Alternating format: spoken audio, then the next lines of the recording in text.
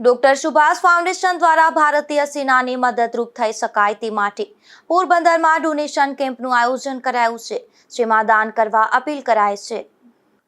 Doctor Subhash foundation દ્વારા ભારતીય સેનાના જવાનોની મદદ કરી શકાય તે માટે પોરબંદરની બાલુબા સ્કૂલ સામેના ભાગે વિશેષ ડોનેશન અભિયાન શરૂ કરાયું છે, જેમાં લોકોને ભારતીય સેના માટે ફૂલ નહીં તો ફૂલની પાકડી મતલબ કે ₹1 લઈને કોઈ પણ વ્યક્તિની ઈચ્છા અનુસાર દાન આપવા માટે અપીલ કરવામાં આવી રહી છે।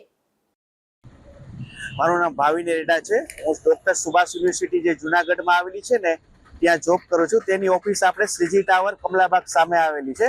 આજે આપણે પોરબંદરમાં 16, 17 ને 18 આપણે આર્મીનો જે વિજય દિવસ ગણાય છે આજની તારીખે એક નાનું એવું શૌર્ય ફાઉન્ડેશન કરીને એક આપણે ફંડ ઓર્ગેનાઇઝેશન કર્યું છે।